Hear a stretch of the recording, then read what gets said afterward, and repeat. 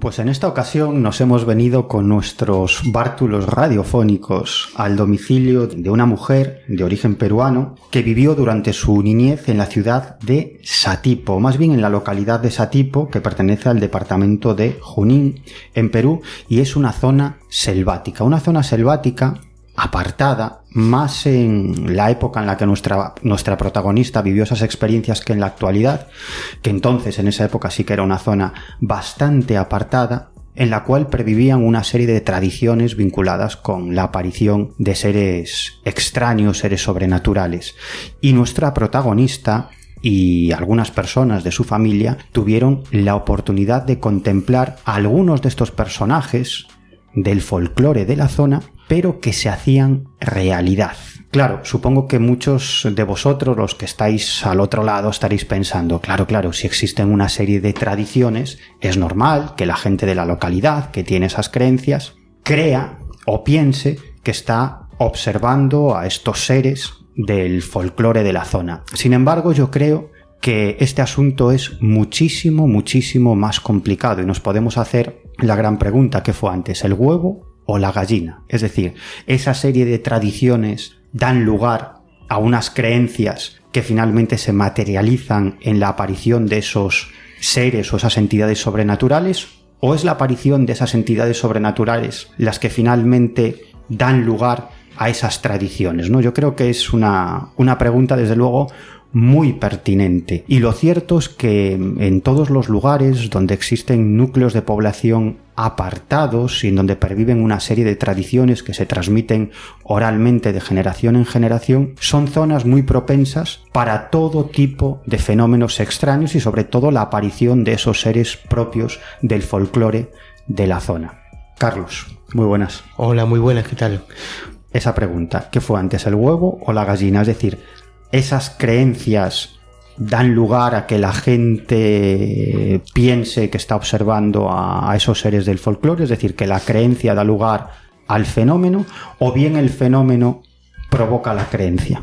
Ya me gustaría responder a esa pregunta, pero me encantaría, porque es cierto que en todas partes del mundo incluso le damos nombre o exportamos nombres de duendes, de hadas y de personajes que son propios del folclore europeo, pero en toda América y en todos los lugares del mundo hay personajes que tienen sus propios nombres, sus propias características, matices, incluso que muchos antropólogos han hecho analogías, ¿no?, entre las habilidades o la forma de presentarse de determinados seres de, por ejemplo, de América, que es lo que vamos a hablar ahora, con los europeos. De hecho, nuestra invitada nos lo corroborará.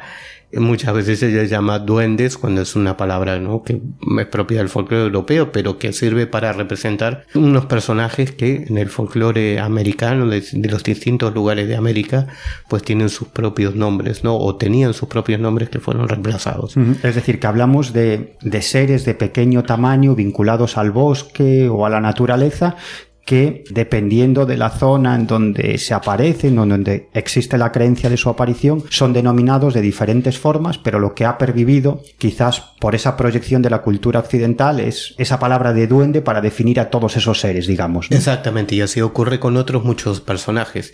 De hecho, propiamente en España, en cada región de España tienen nombres diferentes, ¿no?, estos personajes, o según sus características o sus habilidades también tienen nombres locales, ¿no?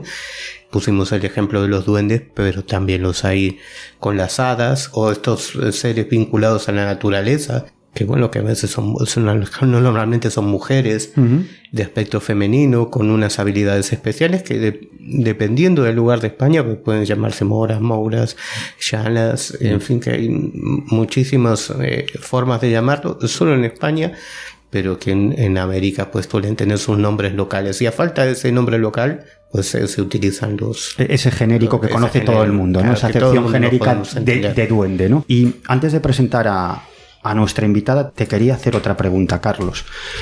Cuando existe una creencia en un lugar apartado que pervive de generación en generación, ¿es esa creencia la que hace que la gente piense que está observando a esos seres?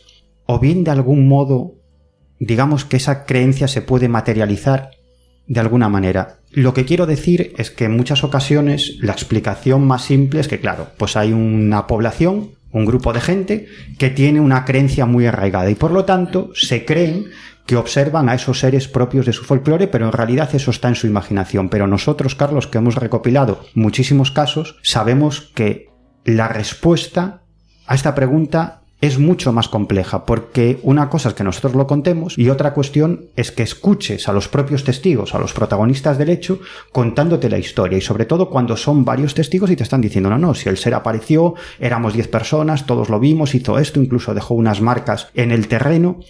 Y claro, como digo, una cosa es leerlo o que te lo cuente un antropólogo y otra cosa es escuchar a los propios protagonistas, ¿no? Que incluso tú tienes la duda y dices, caray, estamos hablando de una creencia, de una cuestión de fe, esta gente creía en eso y por lo tanto pensaron que apareció ese ser o realmente apareció ese ser, y en muchas ocasiones da la impresión de que ese ser realmente apareció, porque algunos de los testigos de esta clase de entidades ni siquiera son personas que crean en eso.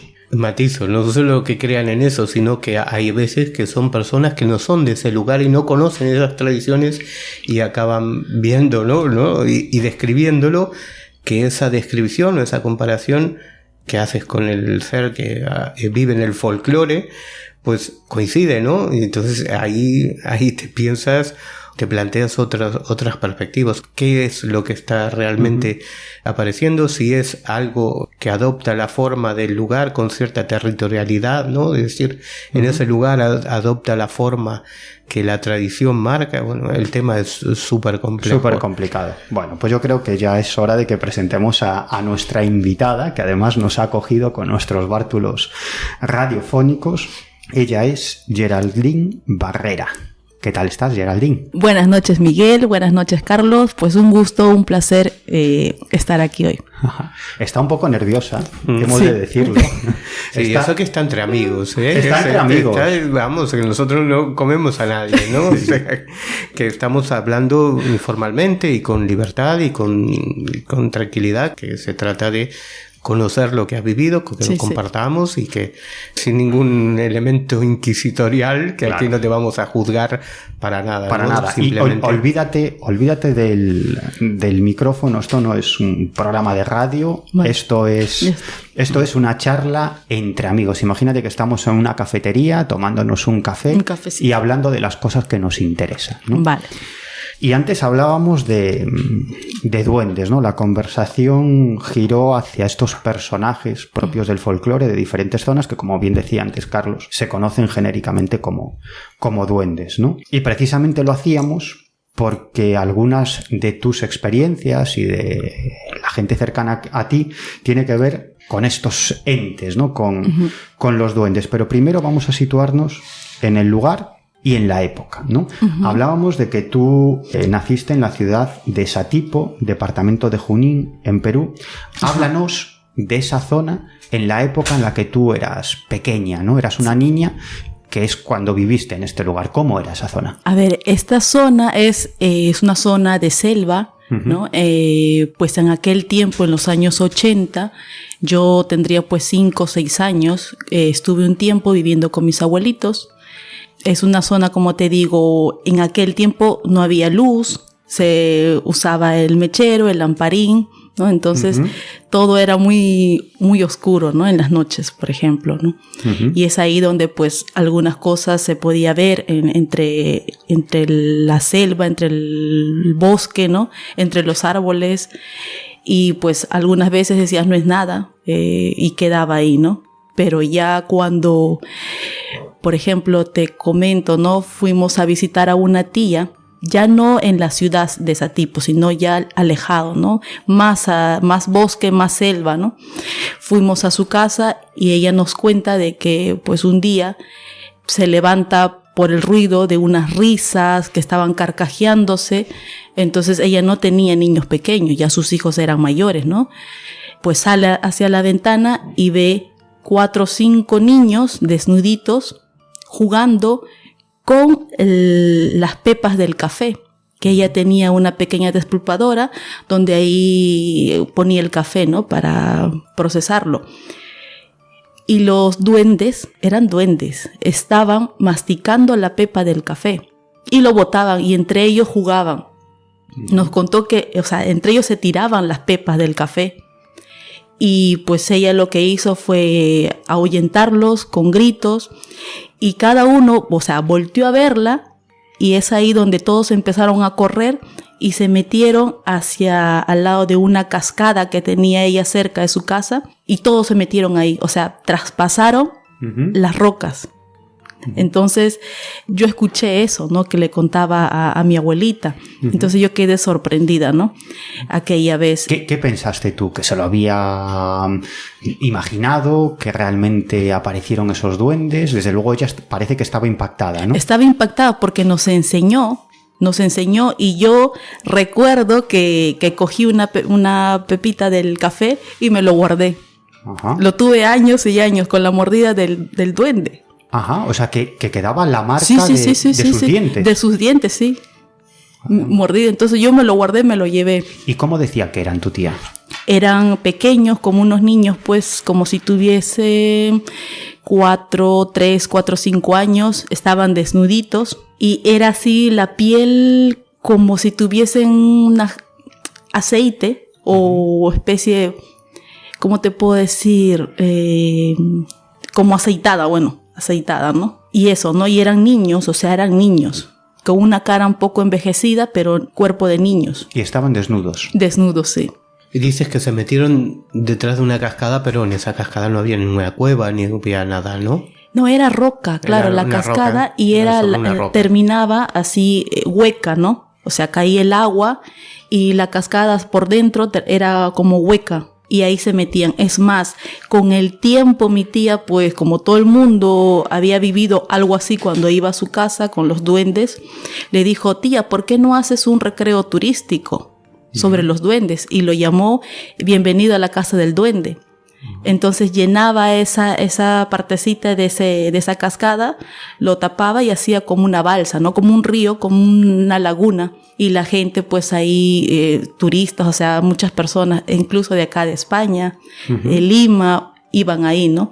Y algunas veces veían que había duendes, ¿no? Y que sí que veían que ingresaba a ese túnel, por decir, de la catarata. Ajá, es decir, que en esa zona habían sido varias las personas que habían tenido la oportunidad de observar a estos seres, ¿no? Claro, pero de raspetón, como se dice, ¿no? Pero mi tía sí que lo vio, o sea, lo vio así como te estoy viendo yo a ti, así frente a frente.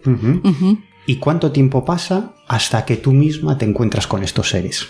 Ya bastante tiempo, no sé, meses después, ¿no? Nosotras las primas éramos pequeñas y nos íbamos a un río que estaba cerca de ahí, que se llama el río Sanibeni. Y era como el brazo del río grande, ¿no? Era pequeño. Y ahí y nos poníamos a jugar, incluso cogíamos camarones de río con limón y sal y nos poníamos a comer. Y bueno, eso era nuestra diversión, ¿no? De niñas. Y hasta que un día escucho que golpean 2 piedritas, tan, que golpean. Entonces yo dije, qué raro, y mis primas estaban por ahí, jugando entre ellas, saltando, y yo dije, voy a ver, porque yo siempre de niña ya he sido muy de investigar, de ir, de ver, de saber, ¿no? Y me alejé un poco del grupo de mis primas, y cuando me asomo hacia el monte, porque ya empezó a ponerse la maleza y todo, de los árboles y todo, hago así y veo 2 niños de cunclillas en el riachuelo del río juntando, era lo que sonaba, las piedras. Es decir, que cada uno de ellos tenía una piedra y la estaban en las manos. Y tenían unas piedras y estaban haciéndolas sonar. Sí. Ajá. Era lo que yo había escuchado, ¿no? Cuando estaba abajo con mis primas. Y bueno, me miraron, yo me asusté, o sea, no me asusté de ver algo monstruoso, sino me sorprendí. Me sorprendí eso, ¿no? Y ellos saltaron y se fueron. No sé a dónde, porque yo ya me vine corriendo, ¿no? ¿Y a cuánta distancia los tenías, más o menos? A ver, a 10 pasos míos. Ajá, o sea que muy cerca. Sí, cerca. Porque era una curva justo. Yo estaba aquí, daba la curva así, y ahí los encontré. O sea, fue encontrarme con ellos, ¿no? Fue encontrarme ahí. Y esto era pleno día. Pleno día, sí. Y de ahí, bueno, ya decidimos con mis primas ya no volver a ir ahí, ¿no? ¿Y cómo eran? como niños también. Como niños, no sé por qué, pero me quedó grabado la parte de atrás de esto, ¿no? De como estaban en cunclillas y medio semi volteados, toda la parte de su cuerpito, ¿no? Del hombro, sus manos no recuerdo bien, solo recuerdo las piedras que estaban haciendo esto. Y niños, pero como te digo, también medio como pegajosos, no sé, su textura, no te puedo decir, es como si estuviesen aceitados. ¿Y su rostro? Su rostro de un niño, no te puedo decir exactamente, sí un niño, pero lo vi en general, ¿no? Un niño, o sea, no algo feo, no algo que diga qué miedo me dio, no. ¿Y de qué tamaño más o menos? ¿1 metro? ¿Menos? Como un niño de 2 años. O sea, muy chiquiticos. Sí, estos eran así pequeños, 2 añitos. ¿Y tenían pelo? No recuerdo, pero sí esto, ¿no? Como te digo, el ver, como que tomas la fotografía y queda esto ahí, ¿no? Pero sin fijarme en esos detalles del pelo. Creo que no tenían pelo, ¿eh? ¿Y os asustasteis? Yo aquella vez me sorprendí, o sea, me quedé sorprendida, ¿no? Porque dije, sí que es cierto, o sea, sí están aquí. ¿Iban vestidos esta vez o...? No estaban vestidos, no estaban desnuditos. Claro, por lo que estás contando, yo infiero que eran varias personas de la zona las que habían visto estos seres y que se daba por hecho, por parte de buena parte de la población, que estos seres existían y que se aparecían de vez en cuando. Sí, y que aparecían, o sea, era mi tía, contaba cuando ella era niña, lo veía, y sus hijas también, o que mis primas también veían, o sea, los veían a ellos, o sea, años de años, ¿no? Que siempre lo han estado viendo.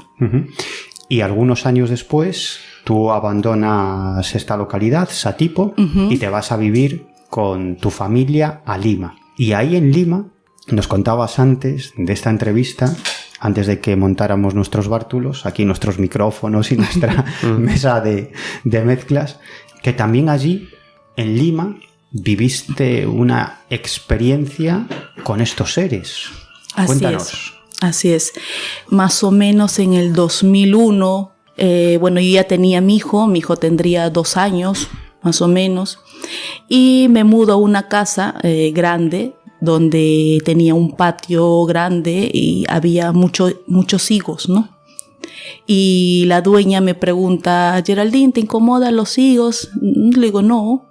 Ah, ya, me dice, no, si no te incomoda no los saco. Y me quedé pensando, ¿por qué no? Porque como mis sobrinos dicen que ven por ahí duendes, no te vayas a asustar. No, le dije, no, tranquila, no los saques. Bueno, pasaron los días. Y una noche siento que abren la puerta del cuarto, ¿no?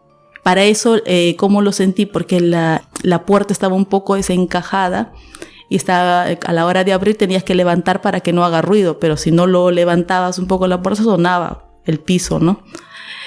Y bueno, siento ese sonido y me levanté, ¿no? Asustada porque dije, ¿quién es? Mi prima vino a visitarme, ¿no? Estaba mi prima conmigo. Y le comenté, le dije, ¿has escuchado? Y me dice, no he escuchado nada, duérmete, ya es tarde. Bueno, yo me quedé intranquila, ¿no? Entonces me quedé despierta, dando vueltas para aquí, dando vueltas para allá, sin poder dormir, pensando por qué había sonado la puerta.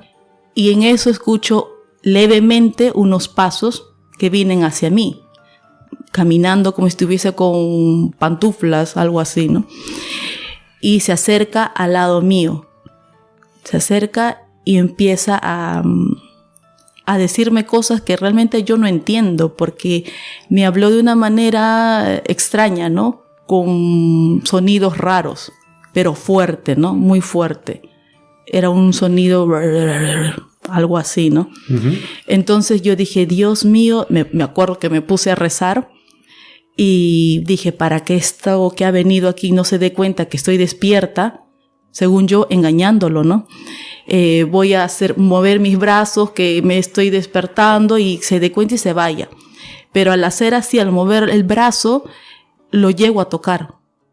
Y toco que tenía claramente, pero clarísimo, como una chompa, como si estuviese seca, como si hubiera estado en barro y se ha secado. Y una cazadora.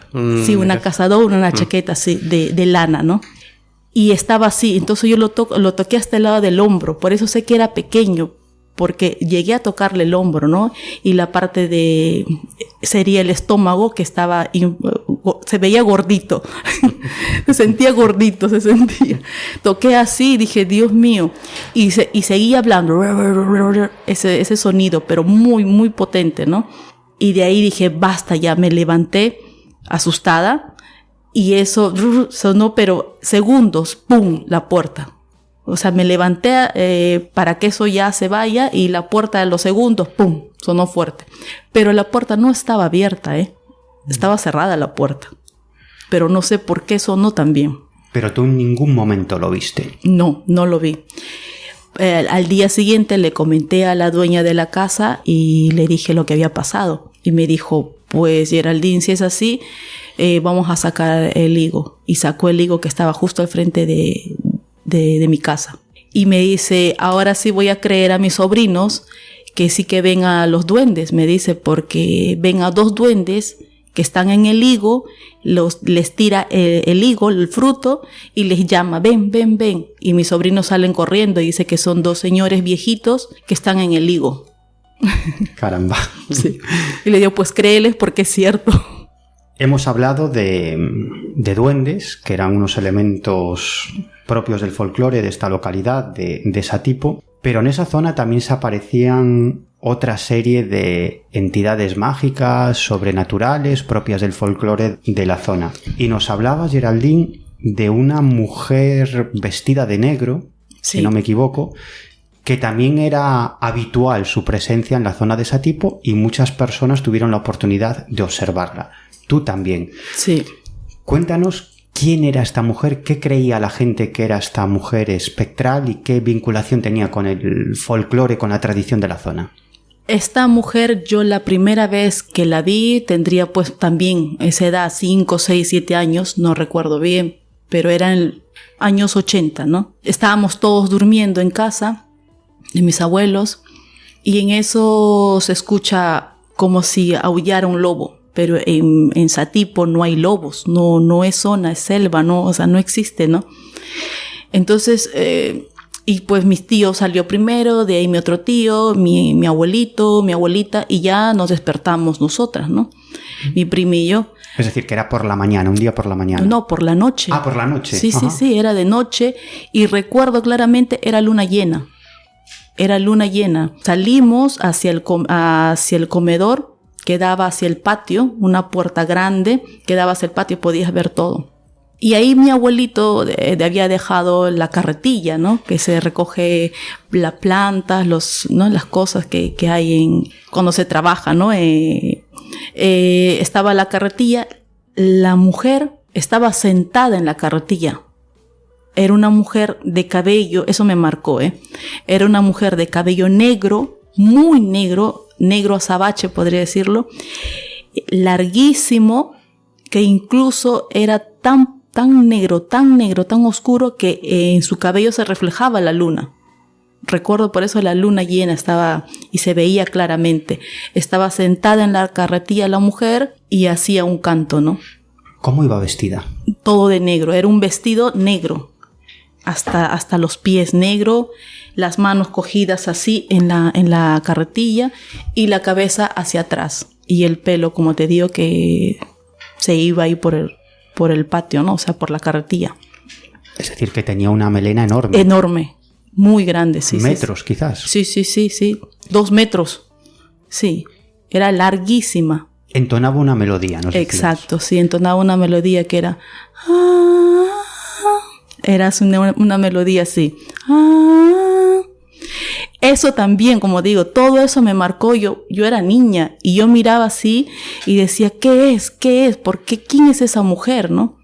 Mis abuelos tuvieron miedo porque en esa época era una época muy fuerte con el terrorismo, ¿no? Entonces... Con Sendero Luminoso. Exactamente. Entonces, un grupo terrorista. Sí, y tenían miedo ellos, ¿no? De repente alguna mujer con alguna, sabe Dios o algo... Pero ya cuando esa mujer desaparece en nuestros ojos de todos, de mis 5 tíos, de mis abuelos, de mi prima y mío, en nuestros ojos se desvanece. O sea, desvanece la mujer. De repente. De repente, de la nada. Y la vemos todos, porque era la claridad de la luna, ¿no? Y ahí quedó en un silencio total. ¿Y cómo reaccionaron los mayores de la familia? Mi abuelita siempre decía, ¿no?, que estos seres eran pues seres de repente almas en pena, demonios, ¿no? Entonces mi abuelita empezó a hacer ahí sus rezos, empezó a gritar y me acuerdo, creo que sacó sal y lo tiró, ¿no? Le tiró a la mujer, al ser que estaba ahí cantando. Uh-huh. Y desapareció, como te digo.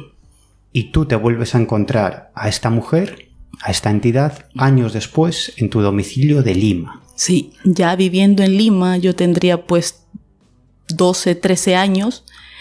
Estábamos con una amiga conversando, aprovechando que mi mamá había salido un rato, y nos pusimos a conversar, ¿no? Ella desde su cocina, nosotros afuera, un pequeño pasadizo, ¿no?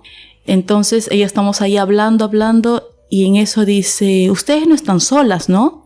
Y nosotros, mi hermana y yo, le dijimos, sí, estamos solas. Si no, no hubiéramos salido porque mi mamá no nos deja permiso, ¿no? Y dice, no, porque mira quién es esa señora. Y nos señala. Y nosotros, no hay nadie, nos estás bromeando. Y dice, sí, mira. Y volteamos y era la misma mujer que yo vi cuando era niña en Satipo. ¿Y dónde se encontraba? Estaba al pie de la escalera, volteada también. Recuerdo también que era luna llena, porque se le veía clarísimo. Esa parte donde esta mujer apareció estaba oscuro. Eran unas escaleras, un pasadizo oscuro. Y se veía el tragaluz que daba. Y se podía ver a la mujer, ¿no? También así clarísimo. Que también recuerdo que las escaleras tendría pues 22 escalones, pero no pequeñas, sino largas, ¿no? Y daba todo el cabello de la mujer hacia los 22, 21 escalones, hasta donde estábamos nosotras. ¿Y la teníais muy lejos? ¿A cuánta distancia estabais de ella? Yo estaba aquí, volteamos a 2 pasos. Y ella estaba hacia arriba en las escaleras, a 2 pasos nuestros. El pelo, digamos, que el extremo del pelo llegaba a 2 pesos y luego estaba escaleras ella, arriba. Claro, ella estaba arriba, ¿no? Volteada, mirando hacia el cielo. Y nuevamente cantando esa tonada, ¿no? ¿La misma? La misma tonada. ¿Y se trataba de la misma mujer? Yo creo que sí, por el pelo, por la vestimenta. Esta vez yo le llegué a ver las manos. Eran unas manos blancas, los dedos largos, o sea, unas manos estéticas que tú dices, qué bonitas manos. Bueno, así. No eran unas manos huesudas, no. Eran manos bonitas que estaban así como hacia arriba, ¿no? Con las palmas mirando hacia arriba. Y ella con la cabeza levantada hacia el cielo y cantando esa tonada. Caramba, qué imagen más asombrosa, ¿no? Sí. Esa melena larga, con la cabeza volteada hacia arriba, las manos extendidas apuntando también hacia el cielo. Sí. Y entonando esa canción. Esa misma canción. ¿Os asustasteis? Ese rato nosotros fue, no por ver a la mujer realmente, sino por la situación, la energía que emanó. Era un silencio en tus oídos absoluto, de mutis total, pero la tonada se hacía más fuerte en tus oídos, ¿no? Uh-huh. Eso fue lo que nos asombró. Entonces sí que eso nos asustó, pero no por el hecho de la mujer. Es decir, que toda vuestra atención estaba enfocada a esa mujer y la melodía, pero de algún modo, dime a ver si me equivoco, no estabais pendientes o no escuchabais el sonido ambiente. No. Entonces lo que sí recuerdo que era mi hermana cogiéndome del brazo, yo cogiendo a mi hermana del otro brazo para poder salir corriendo y meternos a nuestra casa, ¿no? Que sentíamos que teníamos 2 ladrillos en nuestros pies. Y de ahí ya salimos corriendo, ¿no? Cuéntame eso, porque vosotras, por lo que me estás contando ahora, intentabais escapar, sí, pero no podíais. ¿Por qué? No sé, por la sensación de eso de ver algo que está físico. O sea, no era transparente, no era que te imaginaste, no era algo así. No, era físico, era un ser, una persona ahí, ¿no?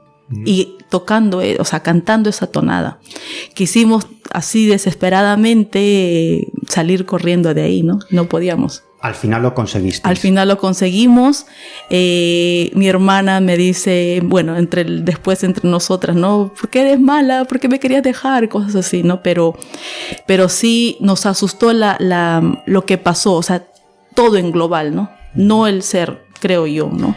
¿Y vosotras entráis en casa? Entramos en casa, a los 5 minutos llegó mi mamá.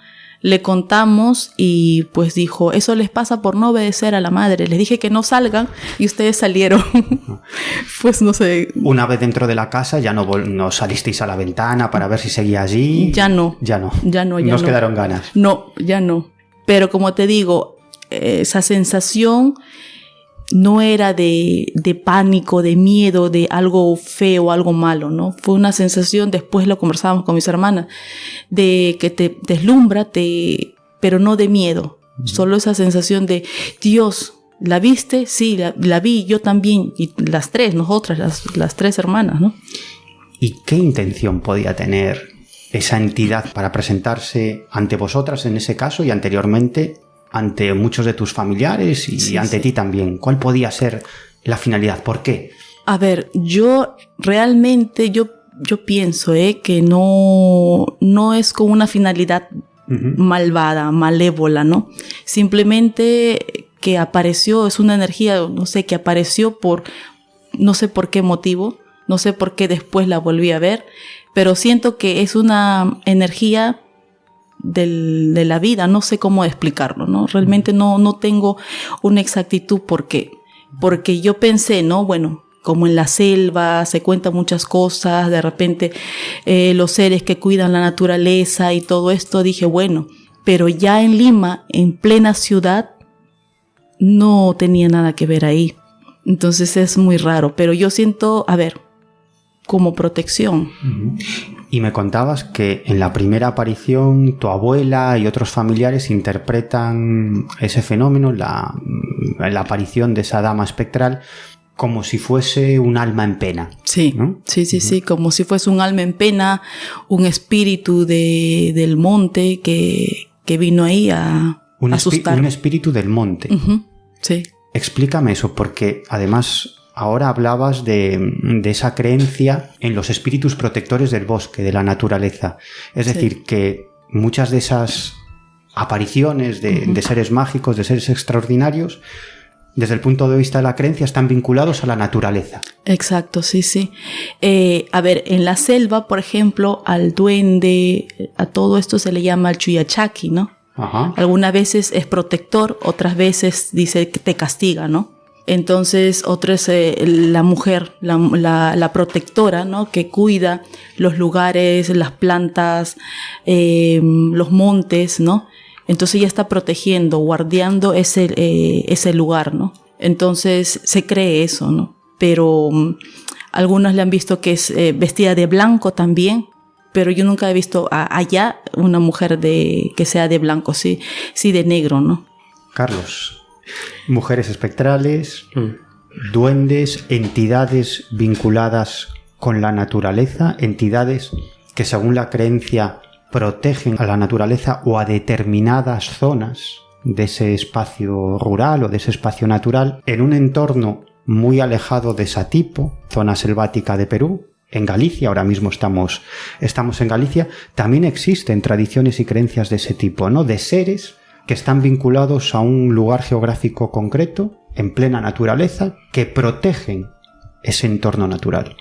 Sí que los hay. Podríamos establecer analogías contra los dos tipos de experiencias, de visiones que tuvo Geraldine con personajes también de las mitologías del folclore de aquí, ¿no? Por hablar de Galicia, que estamos en Galicia, pues del propio gallego. A mí las descripciones estas que está haciendo de esta mujer con el pelo largo y que además subraya que muchas veces va vestido de blanco, me recuerda muchísimo a un personaje omnipresente en las tradiciones gallegas y que adopta diferentes conductas y diferentes formas de aparecerse o de presentarse, que es la moura, que tiene analogías con otros muchos personajes similares en el resto de España e incluso en el resto de Europa, ¿no? Te tenemos que aclarar que no tiene nada que ver con una mora. No tiene nada que ver con una mora, ¿no? Adoptan este nombre, incluso en otros lugares de España también se llama la mora, pero estamos hablando de un ser sobrenatural, digamos, por entendernos,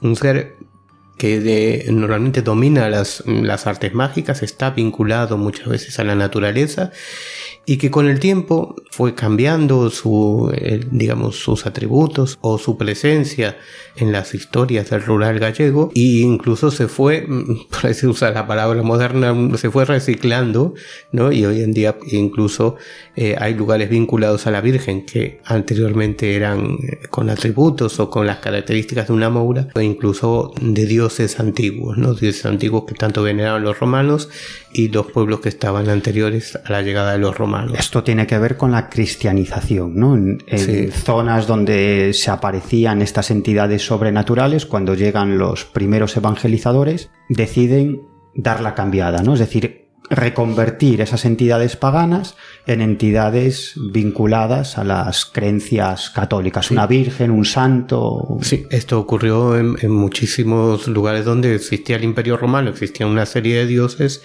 que luego fueron sustituidos por personajes cristianos, ¿no? Personajes de la cristiandad.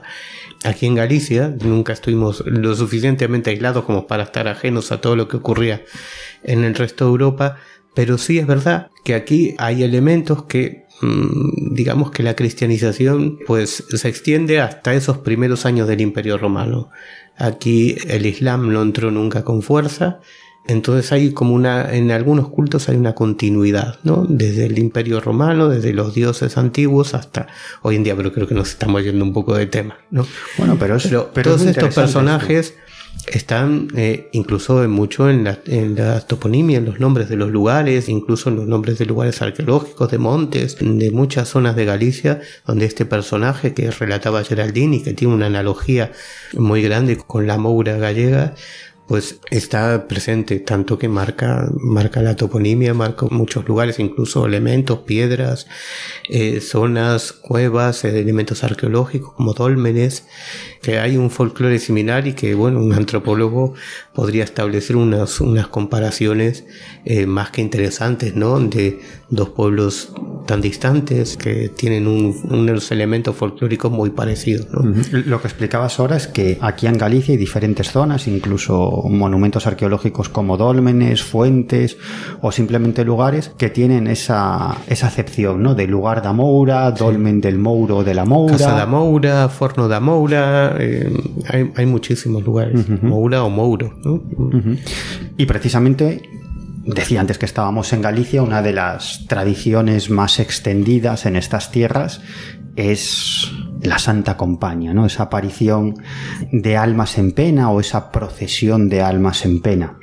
Y precisamente, Geraldine, esta es una tradición que trasciende fronteras, ¿no? Que en diferentes partes del mundo se le conoce por nombres distintos e incluso posee características diferentes, pero en el fondo se trata de lo mismo, de almas en pena que vagan por ciertos caminos generalmente rurales y que en muchas ocasiones actúan como si fuese una profecía de una próxima muerte, es decir, que ante quien se aparecen, eso quiere decir que alguien cercano a esa persona o esa misma persona podría fallecer próximamente. Y aquí en Galicia, nosotros, Carlos, hemos recopilado casos de personas que han observado a la Santa Compaña que desaparecía en un lugar concreto, cerca de una casa.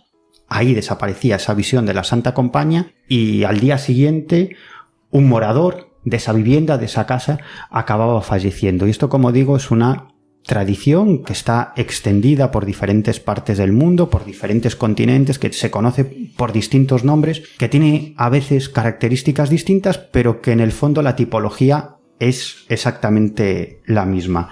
Y en esta zona selvática, en Satipo, también existía, Geraldine, esa tradición, esa creencia en la procesión de almas en pena, e incluso algunos familiares tuyos, incluso tú misma, viviste una experiencia con esta clase de fenómeno. Cuéntanos. Sí, a ver, eso también pasó cuando yo tenía 5 años, ¿no? Mi abuelita quedaba hasta muy tarde, ¿no? Porque mi abuela era costurera y quedaba haciendo los trabajos, ¿no? Y como te digo, no había alumbrado público, era el lamparín, el mechero, ¿no? Y bueno, estaba trabajando mi abuelita con la máquina y mi prima y yo en la sala sentada jugando, ¿no? Recuerdo claramente que escuchamos muchos pasos entre la piedra, entre tierra, porque en aquel tiempo tampoco había pista, todo era así tierra, ¿no? Entonces... ¿Vosotros estabais dentro de la casa? Dentro de la casa, en la sala, ¿no? Mi abuelita a un costado trabajando y nosotras jugando ahí en la sala. ¿Era de día, era de noche? De noche también, era de noche. No sé qué hora sería, 11, 12, ¿no? Y escuchamos muchos pasos, ¿no? Y mi abuelita, parece que ella sabía, dijo, vamos a apagar los mecheros, los lamparines y agáchense. Y yo me quedaba pensando, ¿por qué? ¿Por qué nos dice eso mi abuelita? Y cuando en eso escuchamos, que yo ahí sí me asusté, eso sí me dio mucho miedo, ¿no? Era muchas personas hablando, murmurando, pero muchas, como si fuese una procesión de verdad.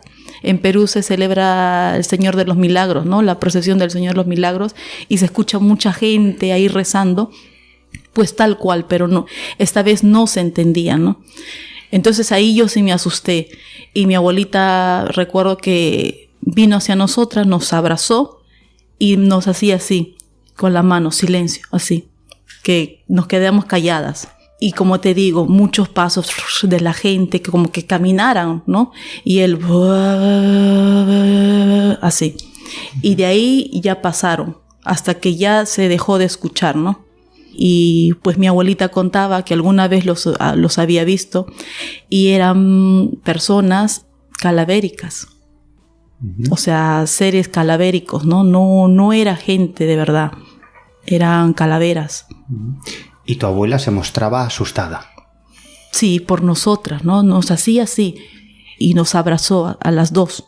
Y de ahí una vez que pasó, nos llevó hacia adentro, hacia el cuarto. Bueno, prendió ya los mecheros, los lamparines y nos dijo, cada vez que escuchen eso, no salgan a ver.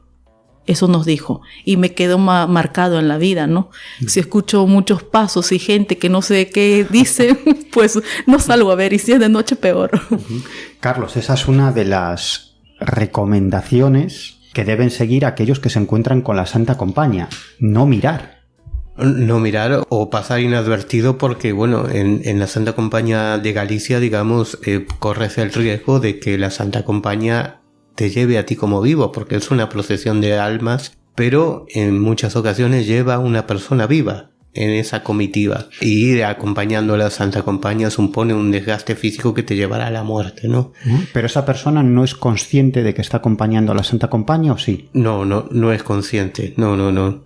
Y bueno, hemos recogido casos en los que, bueno, incluso se llega a identificar entre todos los personajes anónimos que componen la compañía a una persona viva que luego fallece de forma fortuita, ¿no? Es una de las características, digamos, de la Santa Compañía del libro, ¿no? Claro.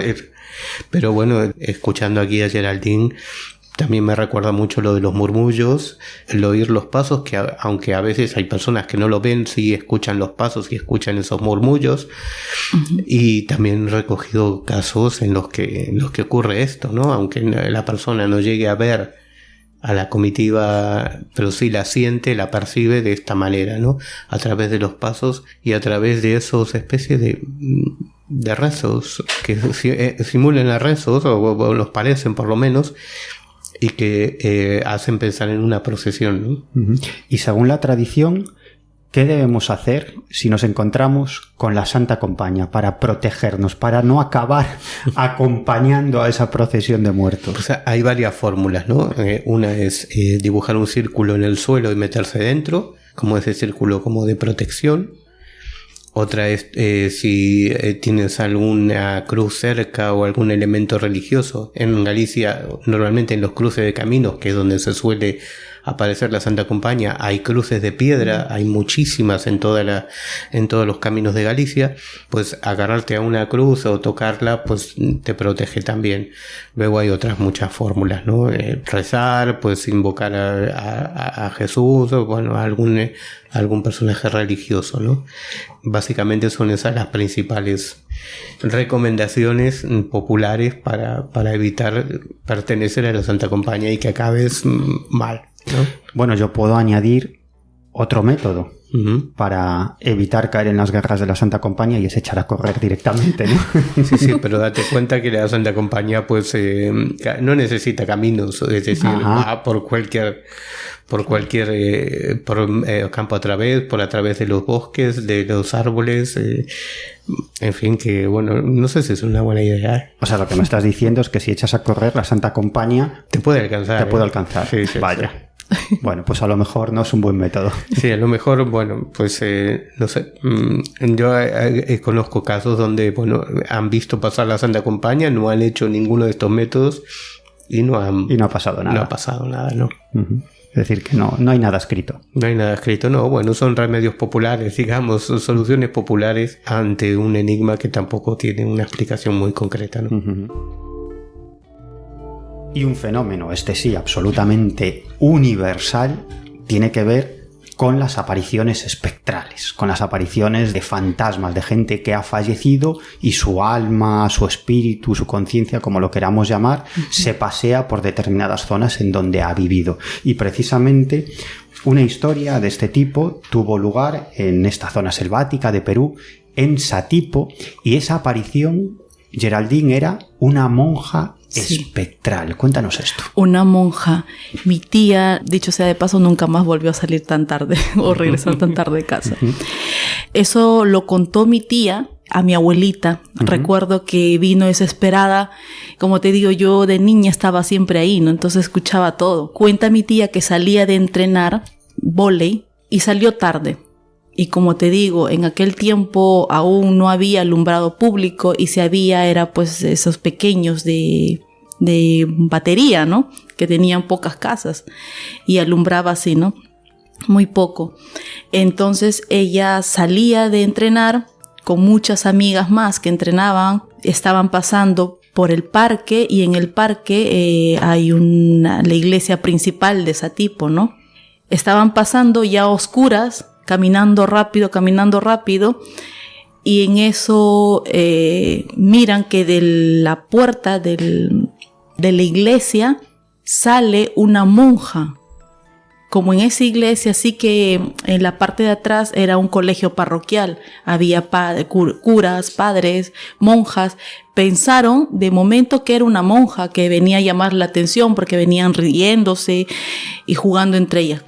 Pero cuando ya vieron que la monja no pisaba, que estaba flotando en el aire y tenía una cara terrorífica, ellas corrieron, pero corrieron, dice, con toda su fuerza, con toda su alma, corrieron en plena oscuridad, entre ellas jalándose, jaloneándose, y llegaron pues a casa de mi abuelita, ¿no? A contarle desesperadas: mamá, hemos visto el demonio, una monja, ¿qué monja ni monja, qué?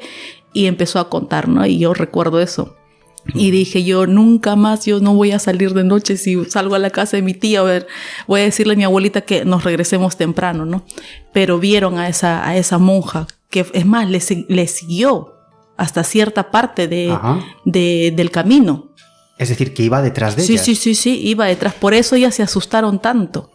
Incluso recuerdo una amiga de mi tía llegó a enfermarse, ¿no? Porque se asustó demasiado y empezó a adelgazar, tuvieron que llevarla a una señora que quitaba el susto, todo eso, ¿no? En el alumbre salía la monja espectral. Cuando le fue a curar la señora, le pasó el huevo, las plantas, todo, y al final se pasa el alumbre, la piedra blanca, se pasa y de ahí se pone al fogón, ¿no? A la candela o a la bicharra, y de ahí se lo saca. Y lo que queda derretido es lo que te ha asustado.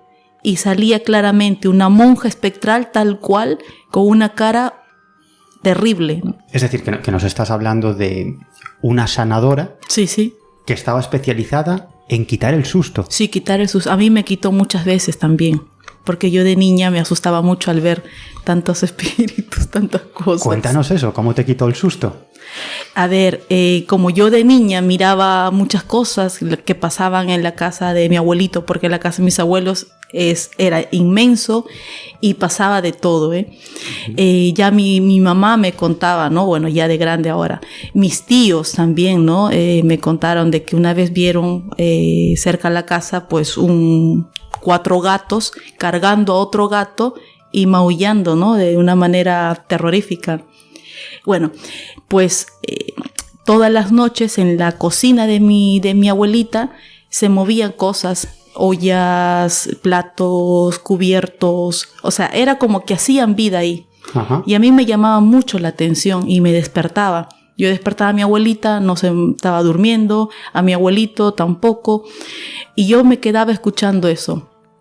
Siempre, hasta incluso la silla, que arrastraban la silla y todo, ¿no? Hasta que un día, pues, decidí salir a ver quién era. Me metí bajo la mesa, que la mesa era grande, ¿no? Me metí ahí y empezó a sonar, ¿no? La vitrina, cómo abrían y cerraban. Y yo creo que en ese momento no fui consciente porque era niña, pero después con los días me llegué a adelgazar un montón, a bajar de peso. Ya mi abuelita se preocupó porque en mi espalda se veían los huesos de la columna. Y decía, ¿qué está pasando? Hasta que le llevó a esta señora y le dijo, a ver, tu nieta tiene ojos de ver. Ella mira muchos espíritus y en tu casa pasa esto y esto y esto y esto. Empezó a contarle, ¿no? Y pues agarró, me pasó todo y en la lumbre salía pues como espíritus. Después dijo, vamos a protegerla. Bueno, ya es cuestión de la señora que sanaba así de esa manera. Me puso de collar la cresta del gallo, como collar. Entonces dijo, cada vez que esto no lo quites hasta que se seque bien. Y una vez que seque, me lo traes y lo quemamos. Para que ella no se asuste porque ella puede ver a los espíritus. Y fue así. Entonces, eso ya con el tiempo te vas acostumbrando a ver estas cosas que están ahí, esos espíritus, ¿no? Algunas veces te dan susto, sí. Otras veces los miras y ya. Carlos, en el ámbito del folclore gallego tenemos esta figura, la de los sanadores o las sanadoras que quiten sustos. Pues la verdad que no lo he escuchado nunca, pero bueno, supongo que es una forma de llamarle, digamos, un eufemismo. Un eufemismo, sí. El mal es otro. Es otro. En realidad, quitar el susto es quitar el mal. Claro, aquí, por ejemplo, en Galicia se usa cortar el aire de muerto, el aire de gato, en fin, que cada lugar tiene unos nombres muy concretos para enfermedades o dolencias o afecciones que son muy amplias y a veces pues no están muy delimitadas, ¿no? Y bueno, en cuanto a los remedios, pues cada sanador, cada curandero, cada uno tiene el suyo, ¿no? O aire de difunto. Sí, el aire de difunto, claro, por supuesto. Que es cuando un muerto, digamos, que se pega a una determinada persona, sí, y le provoca males físicos y mentales. Y esta historia, propia de la tradición gallega, me recuerda mucho a una creencia que constituye la base del movimiento espírita, que son esos obsesores, ¿no? Espíritus que no van hacia la luz, sino que se quedan apegados a la tierra y que por alguna razón deciden unirse a una persona y absorber su energía, con lo cual esta persona puede sufrir determinadas dolencias mentales y físicas e incluso este obsesor puede llevarle a la muerte. Es decir, que desde tradiciones tan diversas como es el folclore gallego, como es el movimiento espírita, que es un movimiento organizado de personas que están convencidas de que pueden contactar con los espíritus y recibir sus mensajes, incluso ayudar a personas que llevan apegadas a estas entidades del más allá, como digo, desde tradiciones bien diferentes en el fondo, con distintos nombres, pero estamos hablando de lo mismo, ¿no? La creencia de que se te puede apegar un muerto o un fallecido y absorberte la energía e incluso llevarte a la tumba. Sí, es que bueno, el espiritismo es una doctrina o una forma de entender las cosas muy relativamente reciente, ¿no? Claro. Y que esas personas quizás estuvieron condicionadas, claro, por creencias más antiguas, ¿no? Sí, porque el espiritismo es un movimiento que comienza a partir de mediados del siglo XIX, ¿no? Exacto. Y entonces es relativamente reciente y bueno, todas estas cosas, esta forma de entender el mundo sobrenatural, por entendernos, los que luego adoptaron esa y crearon esa doctrina espírita, pues estaban un poco influenciados por creencias más antiguas, ¿no? Claro. Y Geraldine, empezamos hablando de duendes y vamos a terminar hablando de duendes, porque muchos años después, cuando tú ya eras adulta, protagonizaste otra experiencia, quizás la más cercana, con estas entidades, con estos duendes. Cuéntanos. Así es. A ver, yo siempre le he tenido un respeto, un poco de miedo a los duendes, ¿no? Por lo que había vivido, por lo que había escuchado de mis tías, de mi abuela y de mis tíos, ¿no? Entonces, como que me daba un poco de temor. Pasan los años, viajamos un grupo de personas hacia México, porque había un evento astrológico, algo espiritual, ¿no? Todos terapeutas, incluso personas terapeutas de España, México, Argentina, también había de la India, habían maestros y todo. Fuimos hacia México y nos hospedamos todo el grupo en una casa campestre alejada de México, o sea, tipo provincia, ¿no? Pues el lugar muy bonito, cada uno con su cabaña. Pues nosotras quedamos en una cabaña, habían 3 camas y pues quedamos mis 2 amigas, una amiga más, 3 y conmigo 4, ¿no? Cada una dormía en una cama y las 2 juntas, ¿no? En la cama más grande. Bueno, estábamos conversando, de ahí, bueno, ya vamos a descansar porque ya al día siguiente teníamos que irnos, creo, no recuerdo bien. Entonces quedamos dormidas ya tarde. Y yo sueño, esto fue sueño, que estaba peinándome ahí mismo en la cabaña, me estaba peinando para salir ya a desayunar, ¿no? Con todo el grupo, y siento que me tocan la puerta. Entonces yo digo, pasa, pero no pasa nadie. Entonces yo digo, qué raro, y escucho pasos que vienen hacia mí, ¿no? Pero suaves. Y cuando volteo veo a un duende de tamaño regular y 2 duendecitos, pero más pequeños, que le daban a la rodilla de este duende más grande. ¿Cuánto podía medir ese grande? 1 metro y más o menos. Sí, 1 metro, sí. Como está marcando con la mano. Sí, 1 metro 10, 1 metro. Y los otros más pequeños. Sí, unos 60, 70 centímetros. Sí, más o menos así. En eso, lo que me quedó muy marcado fue la túnica, la soguilla que tenía en la cintura, el palo, una vara, ¿no? Grande, y el rostro de este duende. ¿Cómo era? El color de la piel era el color de la papa, de la patata, o sea, tal cual, el mismo color era su piel, el color de su piel. Los ojos eran como los de un oso pequeño, así eran los ojos, y la nariz normal y la boca también normal, ¿no? Recuerdo que tenía en los pies, era como especie de una botita, pero hecha de tela, de mucha tela, sí. Y la túnica era color marrón claro. ¿Y los otros 2 más pequeños cómo eran? Igual, sí, igual, tal cual. Me dijo las palabras exactas, no, pero sí lo voy a mi forma, ¿no? Me dijo, hemos venido para agradecerte lo que has hecho con nosotros y te damos las gracias, y ellos querían conocerte. Entonces yo entre mí dije, pero ¿yo qué hice? Yo no he hecho nada. ¿Por qué a mí, no? Y uno de ellos se acerca y me hace con sus manos así como para que lo cargue. Entonces yo cogí a uno de ellos con miedo, con mucho miedo. Lo cogí y pesaba mucho. Recuerdo que pesaba mucho, como si estuviera cargando un costal grande de arena, ¿no? Y lo cargué así a las justas y me quedó mirando y me dio un beso. pero como agradecimiento, un beso así, y yo lo solté, lo un dejé. Beso en la boca. Sí, en la boca. Y le dije, ¿por qué has hecho eso? Y el duende más grande me dijo, no es malo. Para nosotros es una forma de agradecerte y que estés conectado con nuestro mundo. Eso fue lo que me dijo. Y yo agarré y dije, bueno, gracias. Y de ahí ya desperté. Y cuando despierto, mis amigas ya estaban alistándose. Me dice, ¿qué dormilona eres? Te hemos estado levantando. Yera, levanta, Yera. Y nada, tú seguías ahí.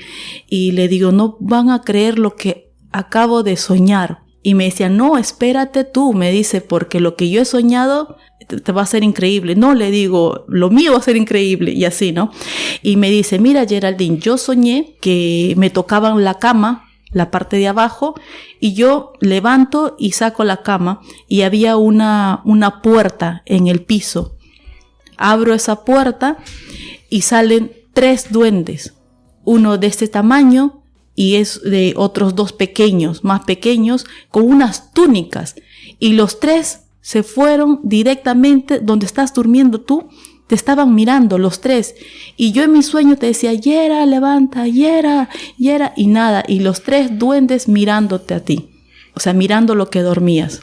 Uh-huh. Y yo ese rato, con mis amigas le dije, Dios mío, no vas a creer lo que te voy a decir, pero esos duendes, acabo de soñar con ellos. Y me dijeron esto y les comenté. Y les dije también del beso, incluso después ellas me decían, no, tienes tu novio el duende, ¿no? Y cuando pasó el momento, el rato o el día, una de ellas se percata que en mi boca, esta parte de acá tenía como acartonado y color marrón. El labio inferior. Sí, en el labio. Geraldine, este tipo de experiencias que quizás a muchos de los que nos están escuchando les pueden sorprender, uh-huh.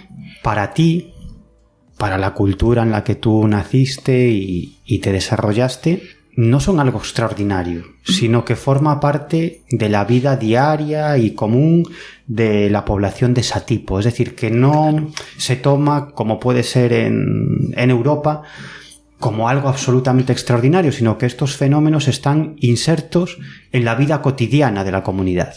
Así es. Y quería comentarte que antes, como te digo, tenía ese miedo, ese temor, ¿no? Por los duendes. Pero después de este viaje, para mí, mi vida, mi mundo, cambió el concepto hacia ellos, ¿no?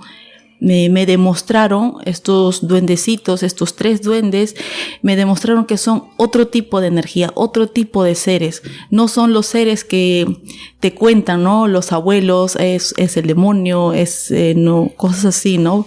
No, lo sentí desde otro punto de vista, que es más, es como más de paz, de calma. Lo sentí así. O sea, muy distinto a la experiencia ahí, ¿no?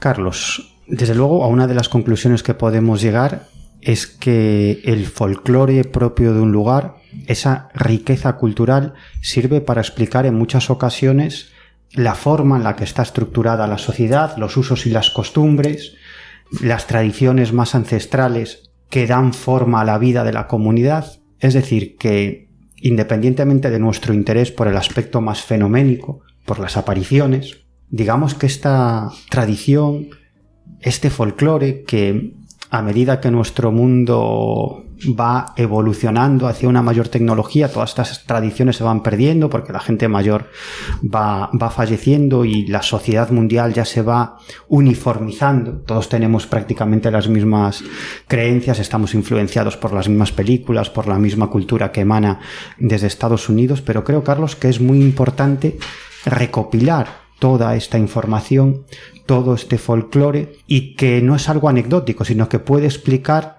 la esencia profunda de una sociedad. Totalmente de acuerdo. Todos los mitos, o sea, cuando digo mitos, sin menospreciar de que no haya un componente real en ese mito, uh-huh. Pero los mitos son una forma de entender el mundo quizá tan válida como cualquier otra, ¿no? Es decir, claro, como el propio materialismo absoluto. Es decir, todo lo que somos como sociedad, como pueblo, incluso tanto genéricamente como raza humana, digamos, sino como pueblos que hemos vivido en determinados lugares, nuestra vida y nuestras creencias están condicionadas a lo que creyeron nuestros abuelos, nuestros antepasados. Y a mí me parece una cosa importantísima conocerlos para entenderlos a ellos y para entendernos nosotros. Uh-huh. Y una cosa, Carlos, es leer este tipo de apariciones, de fenómenos en los libros, y una cosa muy distinta es escuchar a las personas que han vivido estas experiencias cara a cara. Y yo no sé, yo reconozco que a mí me cuesta creer que existan las procesiones de muertos, los duendes, las monjas espectrales, las entidades femeninas protectoras de determinados lugares dentro de la naturaleza. Es decir, que yo no sé si existen todo este tipo de entidades, pero lo que sí sé es que estas apariciones que entroncan directamente con el folclore, con la tradición del lugar, la explicación para estos fenómenos es mucho más compleja que la simple imaginación, porque la explicación sencilla, típica y tópica es, bueno, como la gente cree en estas cosas, pues piensa que las ve. Ya. Pero quizás el proceso es mucho más complejo, y cuando tenemos aquí, en este caso, a Geraldine, que nos está contando esta clase de experiencias, y como ella, seguramente mucha gente de esta comunidad de Satipo y de otras comunidades selváticas en esa zona nos podrían contar historias como estas o incluso más llamativas. ¿Cuál es el proceso? ¿Cómo se produce este fenómeno? Ya sé que es una pregunta para la que no tienes respuesta, porque no la tienes ni tú ni nadie, eso ya lo sabemos, pero Carlos, yo lo que quiero decir es que esto es mucho más complejo que la gente cree en estas cosas y por lo tanto se imagina que las ve, sino que es un proceso mucho más complicado. Por supuesto, totalmente de acuerdo. Vamos, es un fenómeno, digamos, un proceso muy complejo que bueno, no tenemos las claves, podemos tener opiniones, pero no tendremos la respuesta. Yo creo que estamos muy lejos de tener la respuesta definitiva, ¿no? Eso no quiere decir ni que sean irreales, ni mucho menos. O sea, hay experiencias totalmente comprobables y reales, ¿no? Uh-huh. A ver si hay alguna clase de fenómeno, Carlos, que utiliza el contexto cultural de los lugares, las creencias, para aparecerse ante nosotros con esa forma. Pues si quieres que te dé mi opinión, pues eso es lo que parece. Sí, eso es lo que parece, ¿no? Que hay elementos comunes, luego la forma, incluso la forma física o perceptible o la forma en la que se aparecen, tiene unas particularidades de cada lugar. Eso no quiere decir que sean irreales, ¿no? Ni mucho menos, o sea, que son reales, ¿no? Claro, y sobre todo cuando tenemos varios testigos, como nos acaba de contar Geraldine en algunos de esos casos que ha protagonizado, que no ve el fenómeno solo ella, sino también un montón de familiares. Exactamente. Uh-huh. Y fenómenos que, bueno, que tienen comparación con otros lugares del mundo y que a veces las diferencias son solo matices. Claro. Que las diferencias no son tan grandes, ¿no? Por ahí se adaptan a la cultura de cada pueblo para manifestar. Ahora, ¿cuál es la intención? ¿Cuál es la procedencia? Claro, esas son preguntas que no podemos responder, sobre las que podemos aventurar opiniones, hipótesis, pero que no tenemos una respuesta definitiva. Ahora, que todo ese conjunto de visiones, de observaciones, de percepciones, yo insisto, han moldeado nuestra sociedad desde que tenemos cultura, ¿no? Como seres humanos, ¿no? En Perú, aquí, en Oceanía y en donde sea. Sí, porque a veces en nuestra cultura occidental tendemos a menospreciar la imaginación, ¿no? Eso es cosa de niños, de personas imaginativas, está muy bien para las películas, para las novelas, para los cuentos, pero eso no tiene que ver, pensamos, con la vida real, que es con el mundo del trabajo, con el mundo de la economía, con el mundo de la política, las cosas serias. Lo otro es imaginación, es una tontería, es una broma, y otra cosa son las cosas de comer, la economía, la política, pero en el fondo no nos damos cuenta que lo que moldea nuestras estructuras políticas, económicas y sociales son las tradiciones, son las creencias ancestrales. Sí, las creencias que tenemos hoy en día y las que tuvieron nuestros antepasados. Claro. Ninguna ciudad, ningún pueblo sería igual si las creencias hubieran sido otras. Lo dejo para pensar, para reflexionar. Geraldine, ¿a que no ha sido para tanto? Bueno, ahí me dan los nervios, pero Muy bien. Sí. Pero bueno, los nervios te han durado 10 minutos, que luego ya te has olvidado del micrófono. Sí, un poco, sí. No me escuchaba, pero sí, me había olvidado del micrófono. Yo quería seguir hablando ahí. Bueno, pues muchísimas gracias por habernos acogido en tu casa con nuestros aparatejos. Enseguida recogemos y nos vamos a seguir hablando de misterio porque nos vamos a ir a tomar algo por ahí, ¿te parece? Bien, muchas gracias a ustedes y un gusto, como les digo, y un placer que estén aquí en casa, ¿no? De ahí nos tomamos la fotito. Hombre, por supuesto. Por supuesto, sí. Muchas gracias. Muchas gracias. Bueno, y simplemente antes de terminar, recordamos a todos nuestros oyentes, los que están por ahí al otro lado, que pueden contactar con nosotros a través de un número de teléfono. Nos pueden enviar a través de WhatsApp mensajes de texto o mensajes de audio o incluso un SMS si quieren, pero eso ya se estila poco. Sí. Realmente se pueden poner en contacto con nosotros en este teléfono en el 604-070-106. Repito, 604-070-106. Ahí nos pueden dejar todas sus opiniones, nos podéis dejar todas vuestras opiniones y, por supuesto, contarnos, narrarnos, compartir con nosotros vuestras experiencias con lo insólito, porque nos pondremos en contacto con vosotros para que nos contéis esas historias que es lo que más nos gusta del mundo, ¿no? Sí, porque bueno, como siempre decimos, son el sustrato de todo lo que hablamos aquí. Se puede teorizar mucho y se puede especular mucho, pero hace falta conocer las historias, las vivencias, las experiencias para tener esa base sobre la que especular, sobre la que opinar. Y además que nos lo pasamos muy bien escuchando este tipo de historias. Sin duda. Disfrutamos muchísimo. También se pueden poner en contacto con nosotros, los oyentes, a través de un correo electrónico que es protagonistasinsolito@gmail.com. Repito, protagonistasinsolito@gmail.com. Carlos, pues nos vamos a tomar algo, a seguir hablando de estas cosas que tanto nos fascinan y en el próximo programa tendremos con nosotros a otro protagonista del insólito. Pues sí, yo creo que ya nos hemos ganado este momento de relax después de esta conversación tan de interesante. Pues nada, recogemos nuestros aparatejos, los metemos en nuestra mochila, que en realidad ahí va nuestro estudio de radio portátil, nos vamos a tomar algo y ya estamos pensando en el próximo programa de Protagonistas de lo Insólito.